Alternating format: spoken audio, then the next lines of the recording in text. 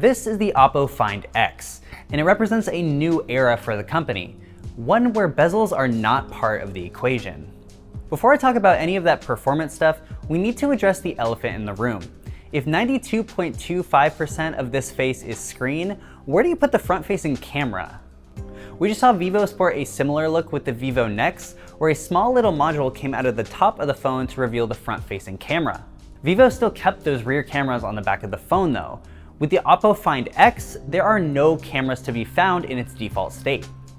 Instead, Oppo has employed a mechanical mechanism which raises out of the top of the phone to reveal both the front and back cameras. This mechanism has some pretty solid feedback, though it does get a little loud. I would avoid using this in quiet rooms or when other people are sleeping. The front-facing camera is 25 megapixels and it employs an IR blaster to scan your face and create a 3D depth map. This is used kind of like Face ID to help unlock your phone, and surprisingly they decided to get rid of the fingerprint scanner here. Oppo says that this 3D face unlock mechanism is about twice as fast as a generic fingerprint reader, so they decided they really didn't need it here. I was pretty hesitant to use the face unlock at first because needing to open and close a part of your phone physically every single time you unlock it seems a little redundant. I'm also not really a fan of moving parts, but I was actually surprised at how well this worked. It only took about half a second to raise and close that mechanism on the device, and my phone was just instantly unlocked. I still would have preferred a fingerprint reader on the back because I'd rather use that instead of having to use moving parts every single time I want to unlock my phone. Since we're talking about the cameras, the rear-facing cameras actually performed a lot better than I thought they would. It's not going to compete with the Pixel 2 and the Huawei P20, but it had a lot of dynamic range. This phone does tend to overexpose images quite a bit, but if you just lower the exposure and then shoot the photo, it can produce some pretty solid images. There's also a portrait mode on this phone, and I was pretty surprised at how well it worked. Now, the live view would lead you to believe that it was going to be really bad, but after you actually take the photo and it does all the processing, it ends up looking really good. The biggest downside I found with that moving part is just how easily it gets dirty. Just keeping it in your pocket and pulling it out every now and then leaves a lot of dirt and lint, so you're probably gonna have to keep a cloth with you if you wanna take photos on the regular. Oh, and one other thing. If you want to use the rear-facing cameras, they take a while to boot up when you actually open the camera module. If you just swipe open the camera app, it will take a few seconds for you to actually get to the live view of what you're trying to shoot, and that can be pretty annoying when you're just trying to take a picture on the fly. Now that we're done talking about those cameras, let's take a look at the rest of the phone. The Oppo Find X is a really beautiful device. It uses curved glass on both the back and front of the phone, and it honestly reminded me a lot of the Samsung Galaxy S9. The thing that really stood out to me was just how symmetrical this phone is. Yeah, the volume rockers and the power button are not exactly symmetrically placed, but even the SIM tray was symmetrical with the bottom firing speakers. They've also switched out the micro USB port with USB-C, which is symmetrical within itself. Heck, even the Oppo logo is symmetrical. Okay, so this phone is pretty, but how does it actually perform?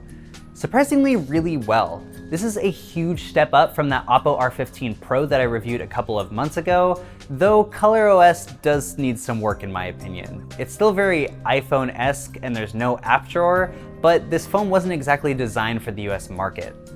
With the Oppo Find X, these phones are no longer using mid-range parts to drive them. This thing is running a Qualcomm Snapdragon 845, 8GB of RAM, and 256GB of storage. That's pretty much becoming the new standard for these flagship killer phones, and I'm really excited to see Oppo stepping up their game.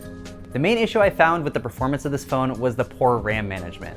This thing used almost 4.5 gigs just by having a few apps open, and just because you have a lot of RAM doesn't mean you should manage it badly. It's packing a 3730 mAh cell, and it lasted me a really long time, about a solid day and a half.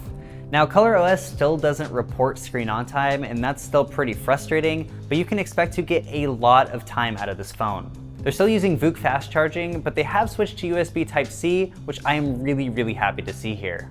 Unfortunately, this phone doesn't have wireless charging or an IP rating, which is kind of disappointing to see, especially since it's an all-glass phone.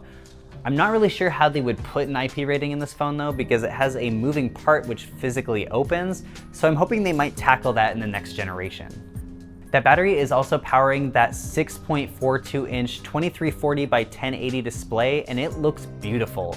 Colors are punchy and vibrant, and I'm actually really happy to see how dim this display can get. I'll often sit up in my bed and read Reddit and Twitter, and I know I probably shouldn't be doing that, but I'm happy to see that this thing isn't gonna burn my eyes out when I do.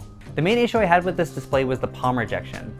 Sometimes it won't activate commands if your palm is slightly touching the side of the curved display, and this can cause a lot of issues when you're using certain apps. A good example is when you're using the camera to shoot a photo and your palm is slightly touching the side of the screen. This can cause the shutter button to not actually activate, and that can be a huge problem when you're trying to catch a photo on the fly.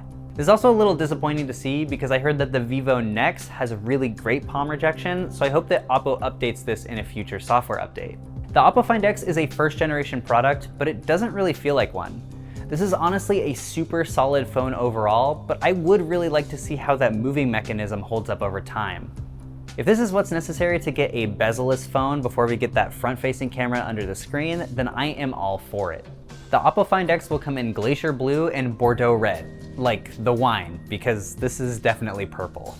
Pricing and availability still hasn't been announced yet, but stay tuned because we will let you know as soon as we find out.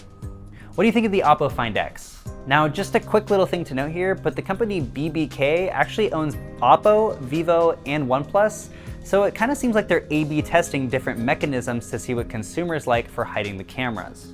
I'm actually pretty interested to know, which mechanism do you like better? Would you rather just hide the selfie camera, or do you like hiding both of them to have nothing on the back of the phone either? Let me know in the comment section below, and please stay tuned to Android Authority and our socials, because of course, we are your source for all things Android.